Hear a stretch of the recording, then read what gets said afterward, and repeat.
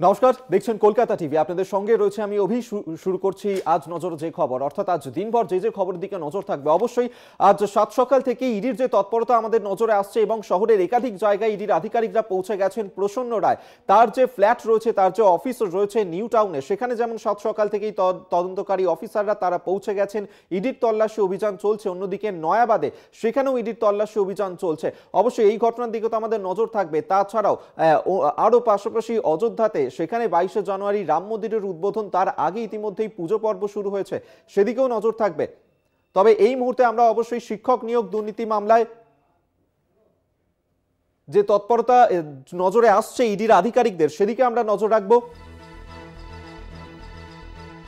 আপনাদেরকে আরেকবার জানিয়ে রাখি, আজ সাত সকাল থেকেই যে তল্লাশি অভিযান চালাচ্ছেন ইডির আধিকারিকরা নিয়োগ দুর্নীতিতে, এবং সেই নিয়োগ দুর্নীতি নিয়েই আজ সাত সকালই শহরের একাধিক জায়গায় এই তল্লাশি অভিযান জারি রয়েছে। এবং প্রসন্ন রায়, যিনি নিয়োগ দুর্নীতি মামলাতেই এবং মিডল ম্যান হিসেবে কাজ করতেন, এবং সেই প্রসন্ন রায়ের যে বিপুল সম্পত্তির হদিশ পাওয়া গিয়েছিল, যাকে সিবিআই গ্রেফতার করেছিল, আপাতত জামিনে মুক্ত তিনি।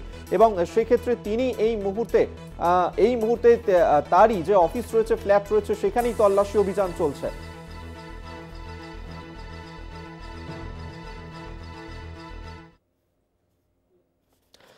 এদিকে আমাদের নজর থাকবে। এই মুহূর্তে আমাদের সঙ্গে রয়েছেন আমাদের প্রতিনিধি, তার সাথে কথা বলবো। আমাদের সঙ্গে এই মুহূর্তে রয়েছেন আমাদের প্রতিনিধি সুমন শিকদার।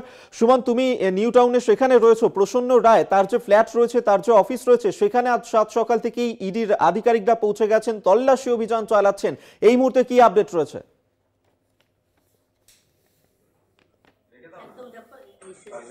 শিক্ষক মামলায় যে মিডলম্যান হিসেবে কাজ করেছিল প্রসন্ন রায়, তার কিন্তু বাড়ি, ফ্ল্যাট এবং অফিস একাধিক জায়গায় কিন্তু সকাল থেকে দেখা গেল ইডির তল্লাশি। এই যে আমি যেখানে দাঁড়িয়ে আছি, নিউ টাউনের যে বিলাসবহুল হোটেল, সেই হোটেলে কিন্তু দুটি অফিস, মূলত দুটি অফিস এই প্রসন্ন রায়। এই শিক্ষক নিয়োগ দুর্নীতিতে মূলত তার মাধ্যমে যে কালো টাকা সাদা করা হয়েছিল, সেই কারণে কিন্তু ইডি সিবিআই থেকে গ্রেপ্তার করে। তারপরে কিন্তু তিনি কিছুদিন আগে জামিন পান। সেই জামিন পাওয়ার পর এই হোটেলে, যে ট্রাভেল এবং ট্যুর যে হোটেল, সেই হোটেলে তিনি আসতেন এবং বসতেন। সে কারণে আজ সকাল 6:45 নাগাদ এই নিউ টাউনের বিলাসবহুল যে হোটেল, সেই হোটেলের যে অফিস তার প্রসন্ন রায়, সেই অফিসে কিন্তু ইডি আধিকারিকরা তারা কিন্তু 6:45 নাগাদ এসে আসে। কিন্তু যেহেতু তাদের কাছে তালা বন্ধ থাকে, সে কারণে কিন্তু প্রবেশ করতে পারে না। দীর্ঘ 3 ঘন্টার প্রতীক্ষার পর অবশেষে ইডির আধিকারিকরা এই যে অফিস, সেই অফিসে প্রবেশ করছে। মূলত যে ইডি আধিকারিক একবারই সুমন, তুমি অবশ্যই এই তল্লাশি অভিযানের দিকে নজর থাকো, আপাতত তুমি সঙ্গে থাকো। অবশ্যই এদিকে আমাদের নজর থাকবে। এবং আপনাদেরকে আরেকবার জানিয়ে রাখবো যে প্রসন্ন রায়, যাকে কিন্তু 2022 সালের 26শে অগস্ট গ্রেফতার করা হয়েছিল, এবং তার বিরুদ্ধে গ্রুপ ডি সহ নবম দশম নিয়োগের ক্ষেত্রে যে দুর্নীতির অভিযোগ উঠেছিল, যে মিডলম্যান হিসেবে কাজ করত, এবং তাকেই গ্রেফতার করে সিবিআই। তারপর এখন জামিনে মুক্ত রয়েছে প্রসন্ন রায়, এবং আজ সাত সকালেই তারই যে একাধিক ঠিকানা রয়েছে, সেই সমস্ত ঠিকানাতে ইডির আধিকারিকরা পৌঁছে গেছেন। তল্লাশি অভিযান চলছে। নিউ টাউন, বলাকা, নয়াবাদ, সেখানে যে একাধিক ফ্ল্যাট রয়েছে প্রসন্ন রায়ের, এবং তার পাশাপাশি যে অফিস রয়েছে, সেখানেও কিন্তু এই তল্লাশি অভিযান চলছে। ইডির আধিকারিকরা আজ সকাল 6:30 নাগাদ তারা সেখানে পৌঁছে যান। এবং এই প্রসন্ন রায়, যিনি এসএসসি নিয়োগের উপদেষ্টা কমিটির প্রাক্তন প্রধান, অর্থাৎ শান্তিপ্রসাদ সিনহা, তার ঘনিষ্ঠ বলেই পরিচিত। শুধু তাই নয়, প্রাক্তন শিক্ষামন্ত্রী পার্থ চট্টোপাধ্যায়েরও ঘনিষ্ঠ এই প্রসন্ন রায়। এবং 2022-এর 26শে অগস্ট তাকে গ্রেফতার করেছিল সিবিআই গ্রুপ ডি নিয়োগ মামলায়, এবং নবম দশমের শিক্ষক নিয়োগ মামলায় অভিযুক্ত ছিল প্রসন্ন রায়। যদিও পরবর্তী সময় সুপ্রিম কোর্টে জামিন পায় প্রসন্ন রায় 2023-এর 10ই নভেম্বর। আপাতত জামিনে মুক্ত রয়েছে, কিন্তু আজ সকাল থেকেই নিয়োগ দুর্নীতি মামলা নিয়েই তৎপরতা দেখা গেল ইডির, যেখানে প্রসন্ন রায়ের একাধিক যে ফ্ল্যাট রয়েছে, যে অফিস রয়েছে, new town, Nayabad, salt lake, সেখানে যে ফ্ল্যাট রয়েছে, সেখানে সমস্ত জায়গায় তল্লাশি অভিযান চালাচ্ছেন ইডির আধিকারিকরা। শুধু তাই নয়, আরও বেশ কয়েকটি জায়গায় পৌঁছে গেছেন। সাত সকাল থেকেই ইডির এই তৎপরতা নজরে আসছে, চলছে তল্লাশি অভিযান।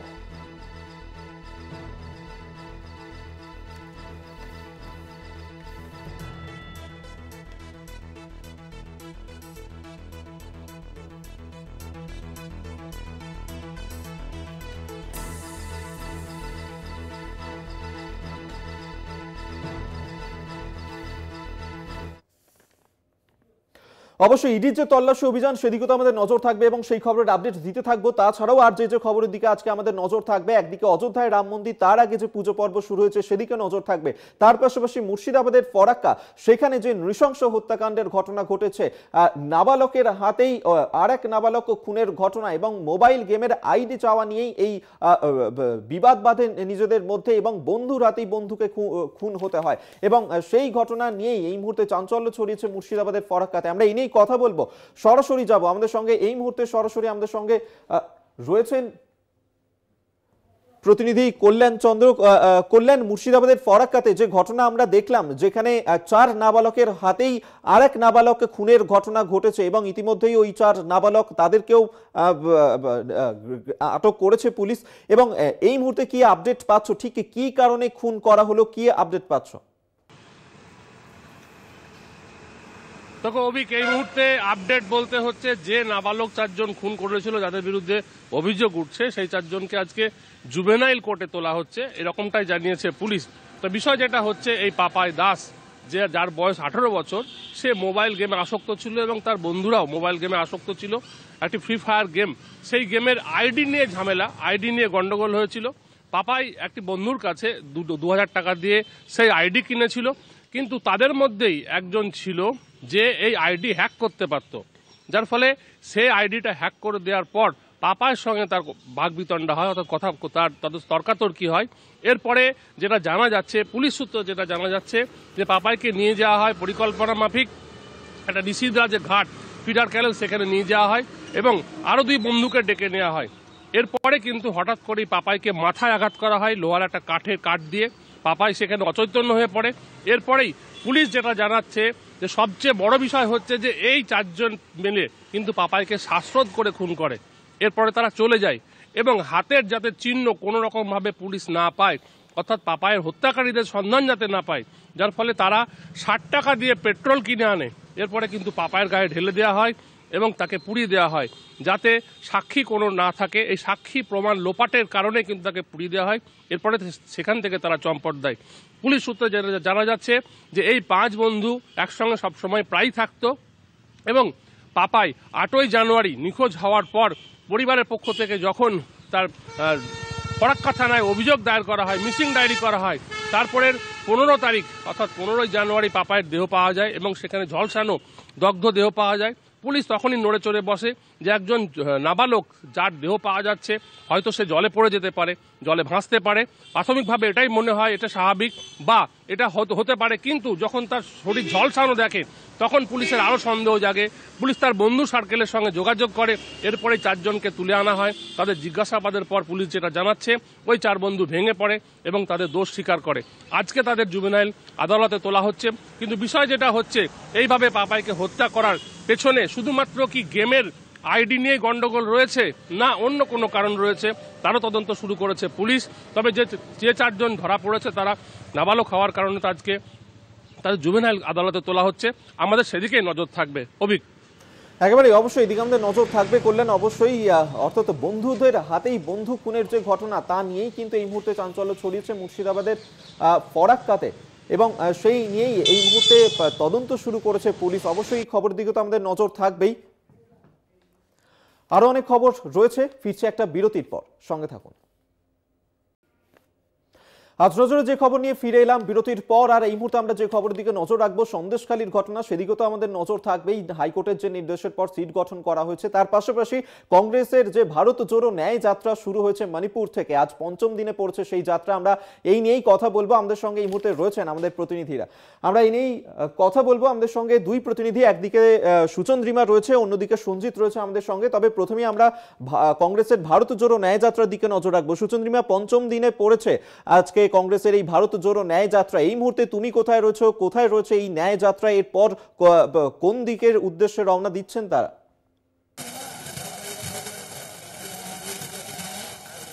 আমি এখন দাঁড়িয়ে রয়েছি অসমের জোরহাটে।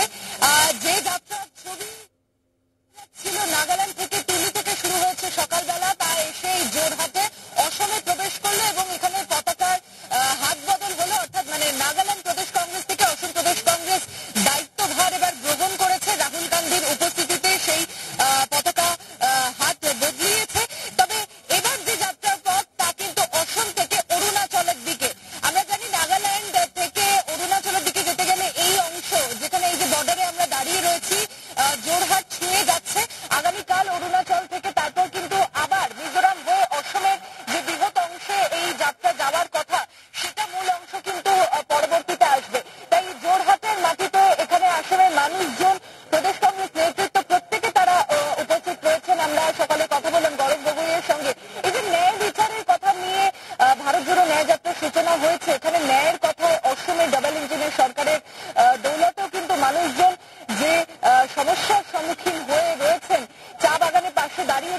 অসমের যে ছবি দেখা যায় সব জায়গায়, সেখানে সমস্যা চা শিল্প থেকে শুরু করে চা শ্রমিকদের এবং সর্বোপরি মানুষের আর কি কি তারা এই দুরবস্থার মধ্যে রয়েছে সেগুলো পরিষ্কারভাবে উঠে আসতেই পারে পঞ্চম দিন সবে। এবং যেখানে এত মানুষের উপস্থিতি বলে দিচ্ছে যে আগামী সময় যে চেনা ছবি আমরা ভারত জোড়ো যাত্রা প্রথম পর্বে দেখতাম, যে রাহুল গান্ধী হাঁটছেন এবং রাস্তার দুপাশ দিয়ে তার সঙ্গে প্রচুর মানুষজন, উৎসাহী মানুষজন তারা এসে দেখা করছেন, কথা বলছেন। এবার এই যে অসম সমতলের মাটিতে দাঁড়িয়ে রয়েছে পাহাড় থেকে, এখানে পদযাত্রার অংশটা কিছুটা বাড়তে পারে, কংগ্রেস নেতৃত্ব এমনটাই মনে করছে। কারণ নাগাল্যান্ডের একটা অংশ যেখান দিয়ে আসা সেই খারাপ দুর্দশার রাস্তা, তার যে ছবি উঠে এসেছে আমাদের ক্যামেরাতে, তা কিন্তু বারংবার বলে দিচ্ছে যে এই যাত্রাপথে এরকম রাস্তা, নাগাল্যান্ড পর্যন্ত যে রাস্তা ছিল সেখান দিয়ে পদযাত্রা হলে কি পরিমাণ অসুবিধার মধ্যে পড়তে হতো সকলকে। কোনোভাবেই হয়তো এতটা দ্রুত পঞ্চম দিনে অসম পর্যন্ত এসে হয়তো পৌঁছানোই যেত না। তাই এবার অসমের মাটি, সেখান থেকে সমতলের রাস্তা, কিছুটা পদযাত্রা, কিছুটা গাড়িতে, কিছুটা বাসে, এভাবেই হয়তো যাত্রা এগোবে এমনটাই অনুমান করা যাচ্ছে। আপাতত রাহুল গান্ধী এখান থেকে বেরোবেন কিছু সময়ের মধ্যে, আমরা এগিয়ে যাব।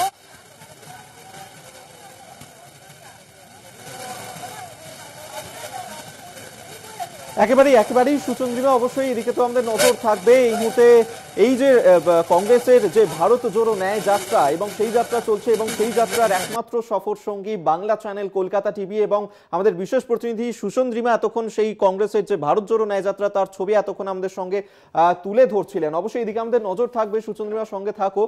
তবে এই মুহূর্তে আমরা সন্দেশখালীর দিকেও নজর রাখবো। সন্দেশখালীতে শেখ শাহজাহান এখনো পর্যন্ত 12 দিনের বেশি অতিক্রান্ত হয়ে গেছে, এখনো পর্যন্ত অধরা, এবং হাইকোর্ট নির্দেশ দিয়েছে বিশেষ তদন্তকারী দল গঠন করা, সিট গঠন করা হয়েছে, যার মাথায় রয়েছে সিবিআই এবং রাজ্য পুলিশের এসপি পদমর্যাদার অফিসাররা।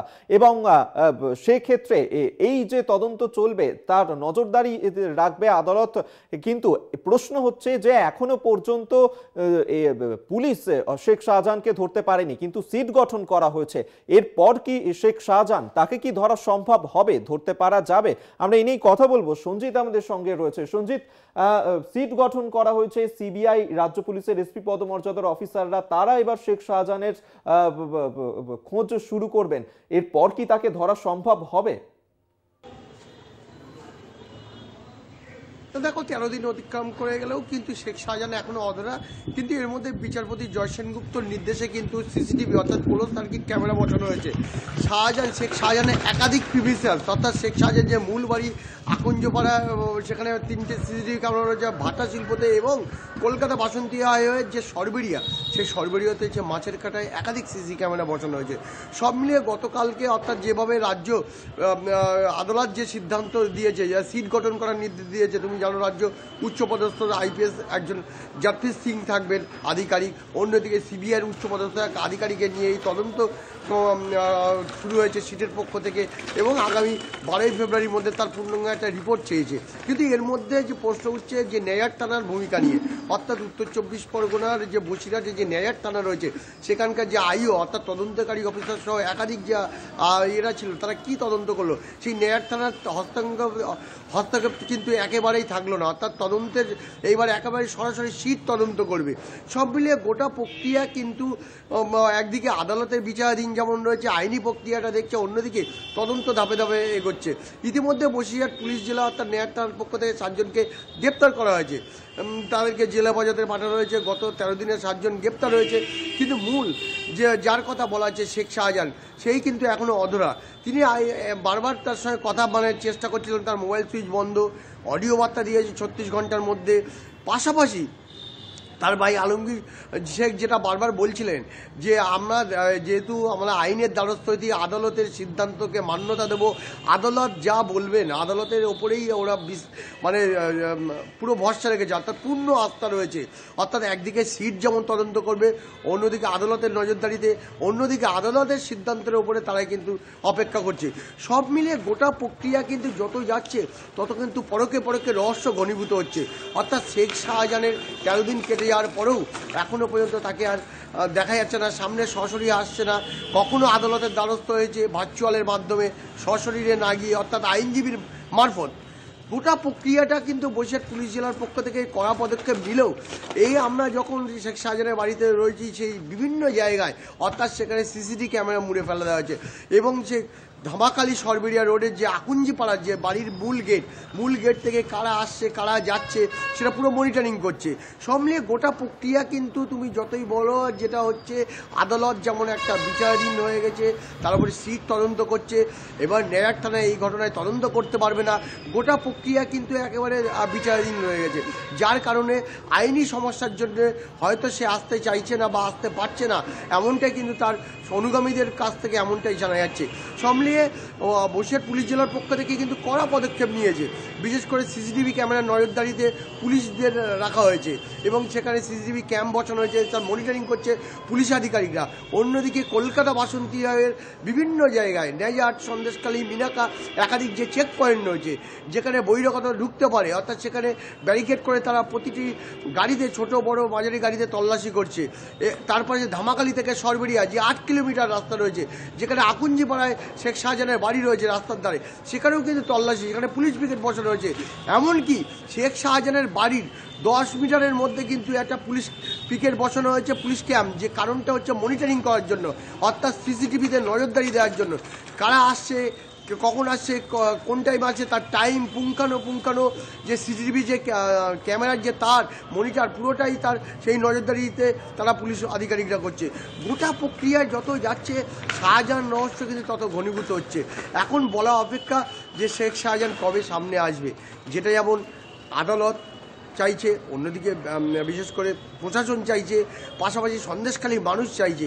একেবারেই সঞ্জিত, 13 দিন পেরিয়ে গেছে কিন্তু এখনো পর্যন্ত এই সন্দেশখালীর ঘটনার যে মাস্টার মাইন্ড শেখ শাহজাহান, তাকে এখনো পর্যন্ত নাগালে পাওয়া সম্ভব হয়নি। সেক্ষেত্রে হাইকোর্টের নির্দেশে বিশেষ তদন্তকারী দল গঠন হলো, সিসিটিভি বসলো শাহজাহানের বাড়ি, মাছের আড়তে। এরপর কি তার নাগাল পাওয়া সম্ভব হবে?